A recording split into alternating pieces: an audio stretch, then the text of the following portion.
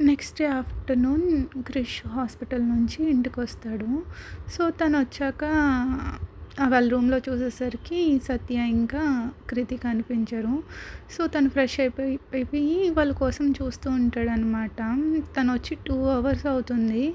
So, ఎక్కడ సత్య ఇంకా కృతిల జాడ కనిపించకపోయేసరికి మొదట ఫస్ట్ వాళ్ళ ఇంట్లోనే ఏదో రూమ్‌లో ఉంటారులే అనుకున్నాడు గానీ, ఇల్లంతా వెతికినా సరే వాళ్ళిద్దరు ఎక్కడ కనిపించరు. సో, మధ్యాహ్నం టైం కావడంతో ఇంట్లో అందరూ కూడా ఎవరి రూమ్‌లో వాళ్ళు ఉంటారు కదా! సో, ఇల్లంతా నిశ్శబ్దంగా ఉంటుంది. క్రిష్ సత్యకి ఫోన్ చేస్తాడు. కానీ సత్య కాల్ లిఫ్ట్ చేయదు. తనకే తెలియకుండా కృతి కోసం మాత్రమే కాదు, సత్య కోసం కూడా తను ఆందోళన చెందుతూ ఉంటాడు. ఒకసారి క్రిష్ నిరాశగా గది రూమ్ చుట్టూ చూస్తాడు. వాళ్ళిద్దరూ రూమ్‌లో లేకపోవడంతో ఆ గదికి ప్రాణం లేనట్టు అనిపిస్తుంది. ఆ నిశ్శబ్దం క్రిష్‌కి చాలా చిరాకు తెప్పిస్తుంది. ఇంకోసారి వెతకాలా అని తనలో తానే అనుకుని మెట్లు దిగుతూ కిందకొస్తాడు. లాంచ్ దగ్గరకి రాగానే తనకి చిన్నగా మాటలు వినిపిస్తూ ఉంటాయి. ఈలోపు క్రిష్ వాళ్ళ డాడీ చూసి, "క్రిష్ ఇంకా రెడీ కాలేదా?" అన్నట్టు అడుగుతారు. "రెడీనా? దేనికి?" అంటూనే క్రిష్ కళ్ళు చుట్టూ వెతుకుతాయి. కానీ సత్య, కృతి అక్కడ కూడా కనిపించరు. క్రిష్ మాట వినగానే క్రిష్ వాళ్ళ మామ్ క్రిష్ దగ్గరికి వెళ్తూ, "ఏంటి ఈరోజేంటో నీకు తెలీదా?" అన్నట్టు డౌట్‌ఫుల్‌గా అడుగుతుంది. "లేదు కృతి కోసం అడుగుతుండగా సడన్‌గా ఇంట్లోకి ఆదిత్య, అర్జున్ ఇంకా మాధవ్‌లు గోల గోల చేసుకుంటున్నట్టు వస్తారు. క్రిష్ అరుపులే అర్జున్ అరుపులే వినిపిస్తూ ఉంటాయి. "మామ్, మామ్ చూడు నీ రెండో కొడుకు ఏం చేశాడో. ఈ ఆది అన్నయ్య నన్ను ఒక్కరోజైనా నాకు ఇష్టం వచ్చినట్టు బ్రతకనిస్తాడా?" అంటూ కోపంగా అరుస్తూ లోపలికొస్తాడు. మళ్ళీ ఇద్దరు మొదలుపెట్టారా అనుకుని తన ఎక్కడే ఉంటే గనక ఎక్కడ ఈ గొడవ తీర్చమని అడుగుతారోనని వాళ్ళ గొడవలో ఇన్వాల్వ్ అవ్వడం తలనొప్పి ఎందుకనేసి క్రిష్ వాళ్ళ డాడీ అక్కడ నుంచి సైలెంట్గా లేచి వెళ్ళిపోతారు. "హే అర్జున్, ఎక్కువ డ్రామాలు చెక్కి" అంటూ ఆదిత్య కళ్ళు తిప్పుకుంటాడు. "సరే మీరిద్దరు ఇలాగే గొడవ పడుతూ ఉండండి. మీ ఇద్దరిని వినే ఓపిక నాకు లేదు. నేను వెళ్ళి రెడీ అవుతానని" చెప్పేసి మాధవ్ అక్కడి నుంచి వెళ్ళిపోతాడు.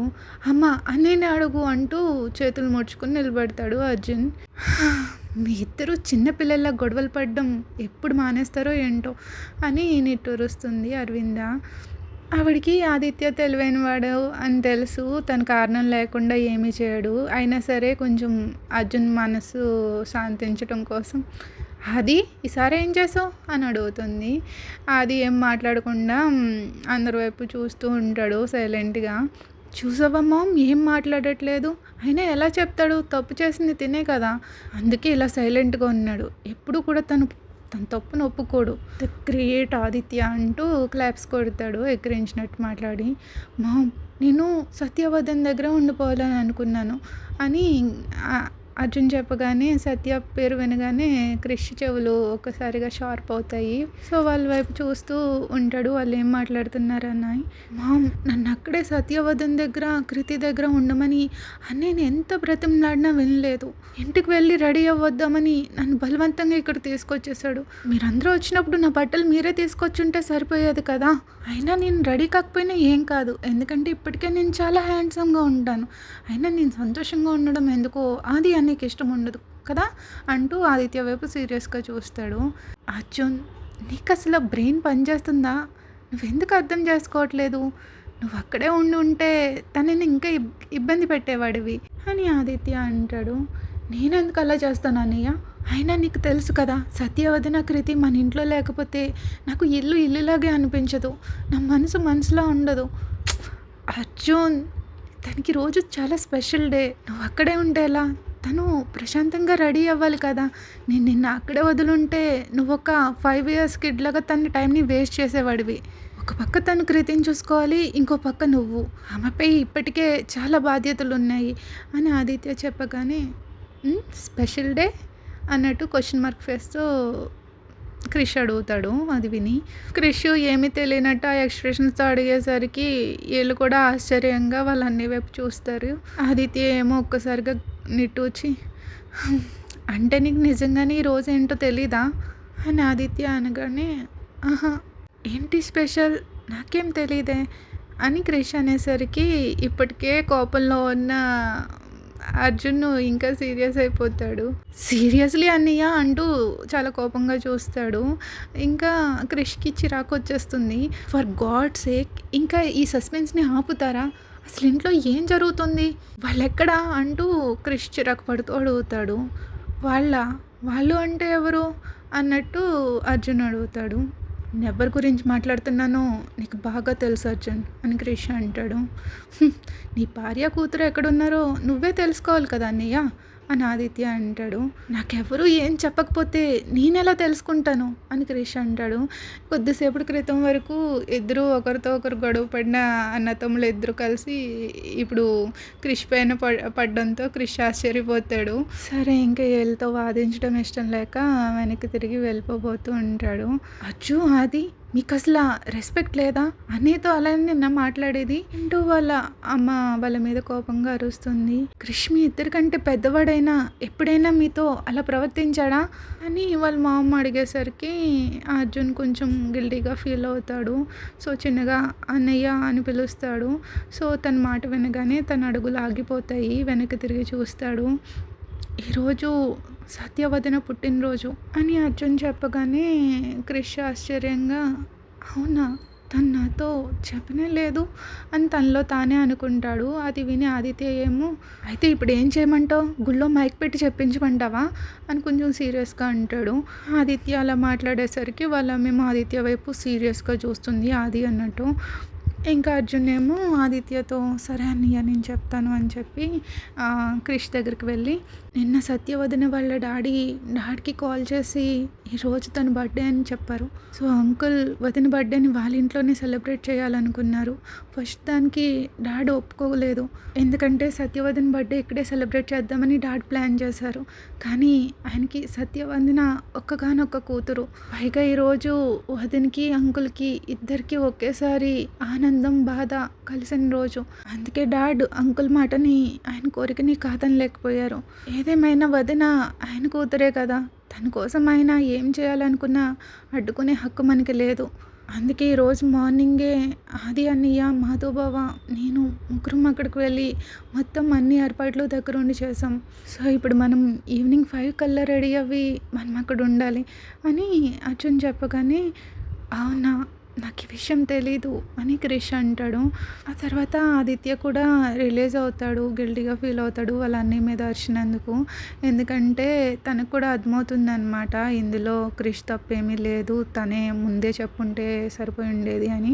సో వాళ్ళ అన్నయ్య దగ్గరికి వెళ్ళి ఇట్స్ ఓకే అన్నయ్య మేము అర్థం చేసుకోగలం. ఇప్పుడు నువ్వు వెళ్ళి త్వరగా రెడీ అవ్వు, నేను షాపింగ్కి కూడా వెళ్ళాలి. ఎందుకంటే నీకు ఈ విషయం తెలియదు కాబట్టి నువ్వు తన కోసం గిఫ్ట్ కూడా కొనలేదని నేను అనుకుంటున్నాను.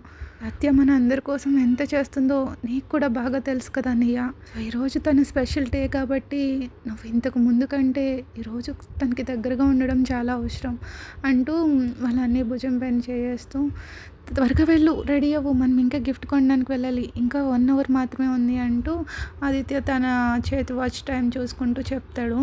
తర్వాత అర్జున్ వైపు తిరిగి అర్జున్ నేను అన్నయ్య వదిన కోసం గిఫ్ట్ కొనడానికి వెళ్తాము. సో నువ్వు మిగతా వాళ్ళతో కలిసి వెళ్ళు. నువ్వు మళ్ళీ అక్కడికి వెళ్ళాలని ఎంత ఆత్రుతగా ఉన్నావో అందరికీ తెలుసు. సో అన్నయ్యకి నాకు గిఫ్ట్ కొనుక్కుని వచ్చేసరికి కొంచెం ఆలస్యం కావచ్చు. నువ్వు వెళ్ళి త్వరగా అనేసరికి ఇప్పుడు హ్యాపీయా అని అడుగుతాడు. చాలా చాలా హ్యాపీ అని పెద్దగా నవ్వుతాడు. అప్పుడు క్రిష్ ఏమో తన రూమ్కి వెళ్ళబోతూ ముందు ఆదిత్యతో ఇలా అంటాడు, అది మాధవ్ని కూడా మనతో పాటు తీసుకెళ్దాం, తనకి ఇలాంటి విషయాల్లో మంచి టేస్ట్ ఉంటుంది అని క్రిష్ చెప్పగానే ఓకే అన్నట్టు తలుపుతాడు ఆదిత్య.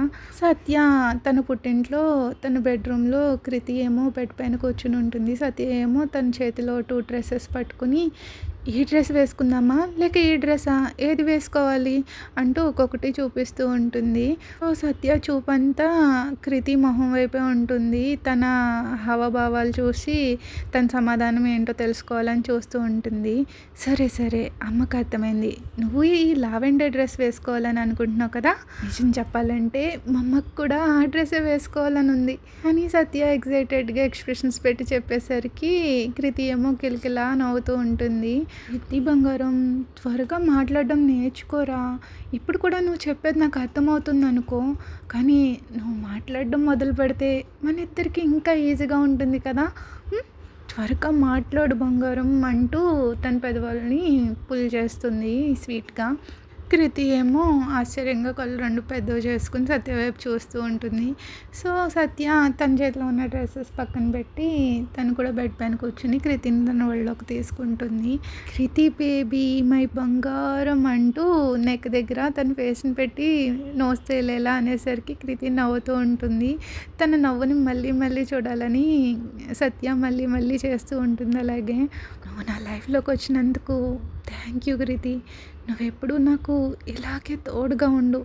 నా బర్త్‌డేస్‌ని ఇంకా స్పెషల్ చేసినందుకు థ్యాంక్ యూ వెరీ మచ్. మమ్మ లవ్స్ యూ సో మచ్ అంటూ కృతి తలపైన ముద్దు పెడుతుంది. అమ్మకి కూతురు మాత్రమే గుర్తుంది. మమ్మల్ని పూర్తిగా మర్చిపోయింది అంటూ డోర్ దగ్గర నుంచి ఒక వాయిస్ వినగానే సత్య నవ్వుతూ తల లిఫ్ట్ చేసి చూస్తుంది. దీక్ష నువ్వెప్పుడొచ్చావు అంటూ హ్యాపీగా అడుగుతుంది. ఏమీ మీ అమ్మ కూతుర్ల మాటలు దొంగచాటుగా వినడానికి రాలేదు. ఏదో చివరి మాట మాత్రమే విన్నాను అంటూ కొంచెం డ్రామాటిక్‌గా చెప్తుంది. It's okay. నువ్వేం బయటదానివి కాదు కదా! ఇక్కడ నీ డ్రామాలు ఆపుతావా అంటూ సత్య నవ్వుకుంటూ కృతిని ఎత్తుకొని దీక్ష దగ్గరకొచ్చి సైడ్ హగ్ ఇస్తుంది. ఎందుకంటే మధ్యలో కృతి నలిగిపోతుంది అని. ఈషు నేను నిన్ను కూడా చాలా ప్రేమిస్తున్నాను అంటూ మనస్ఫూర్తిగా చెప్తుంది. అది ఇప్పుడు చెప్తావా? అంటే ఇష్టం ఉంటే నేను పంపించిన మెసేజ్‌లకి రిప్లై ఇవ్వడానికి ఇన్ని రోజులు పడుతుందా? అంటూ దీక్ష బాధగా అంటుంది. మొహంలో ఆ బాధ స్పష్టంగా కనిపిస్తుంది సత్యకి. దీషు నేను నిన్ను నా కుటుంబాన్ని మర్చిపోలేదు అంటూ నిట్టూరుస్తూ చెప్తుంది. కృతి నన్ను రోజంతా బిజీగా ఉంచేస్తుంది. మీ అందరికీ సరిపడా సమయం ఇవ్వలేకపోతున్నాననే బాధ నాకు ఎప్పుడూ ఉంటుంది. కానీ కృతిను సరిగ్గా పెంచలేకపోతే తన అవసరాలను తీర్చలేకపోతే అనే భయం నా మనసుని వెంటాడుతూనే ఉంటుంది. నిజం చెప్పాలంటే కృతి నా ముందుంటే నాకు ఇంకెవరు కనిపించరు అని సత్య చెప్పేసరికి దీక్ష ఇంకా ఆట పట్టించి జోన్లోకి వెళ్ళిపోతుంది. అంటే కృతి ముందు క్రిష్ కూడా కనిపించడా అంటూ కనురెప్ప ఎగరేస్తూ అడుగుతుంది. ఎవరు అంటే ఎవరు కాదు అని సత్య నవ్వుతుంది. ఈసారి దీక్ష సత్య ముందుకొచ్చి మళ్ళీ హగ్ చేసుకుంటుంది. మేమంతా నిన్ను చాలా మిస్ అవుతున్నాం సత్య. కానీ నువ్వు మాకు ఎంత గర్వకారణంగా మారావో నీకు తెలియదు. మేమంతా నిజంగానే కృతి అమ్మ గురించి చాలా గర్వపడుతున్నాము అంటూ దీక్ష మనస్ఫూర్తిగా చెప్పేసరికి ఈలోపు కృతి కూడా చిన్న చిన్నగా అర్థం కాని మాటలు మాట్లాడడం స్టార్ట్ చేస్తుంది. ఏంటి కృతి అత్త చెప్పింది కరెక్టే కదా, రా రా రా రా రా బంగారం అంటూ దీక్ష కృతిని తన చేతుల్లోకి తీసుకుంటుంది.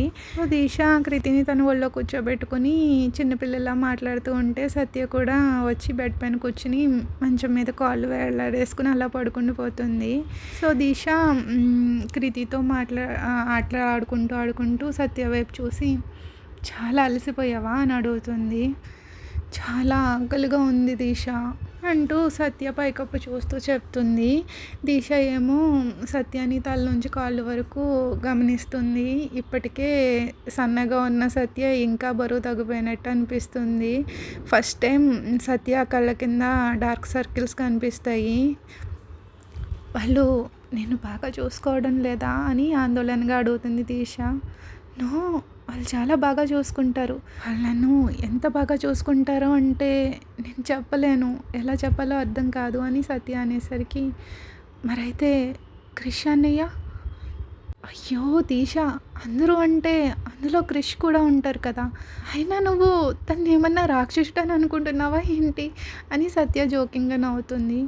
నేనేం అలా అనుకోవట్లేదు, కానీ అయితే ఇలా ఈ బరువు తగ్గడం, ఈ డార్క్ సర్కిల్స్ ఇవన్నీ ఎందుకు అంటుంది. ఇట్స్ ఓకే దీక్ష, అదేం కాదు, పట్టించుకోకు. నువ్వు తల్లి అయిన తర్వాత నీకే అర్థమవుతుంది. ఒకవైపు ఉపవాసం, మరొక వైపు చిన్నపిల్లని చూసుకోవడం అంటే అంత సులభం కాదు అని సత్య చెప్తూ ఉంటే, నువ్వు కవర్ చేయకు, నేనేమి కంప్లైంట్ చేయట్లేదు కదా, నిజం చెప్పు సత్య, తను నిన్ను బాగా చూసుకుంటాడా అని అడుగుతుంది దీక్ష.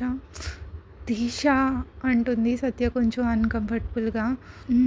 నిజం చెప్పాలంటే ఆయన నన్ను గౌరవిస్తారు, నన్ను అర్థం చేసుకుంటారు, ఇంకా నన్ను బాగా చూసుకుంటారు.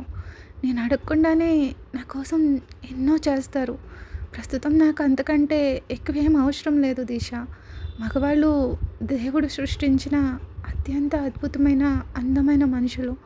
వాళ్ళు తమ బాధని, తమ కష్టాన్ని తమకు అత్యంత దగ్గర వాళ్ళకైనా కూడా తెలియనివ్వకుండా దాచేసుకుంటారు.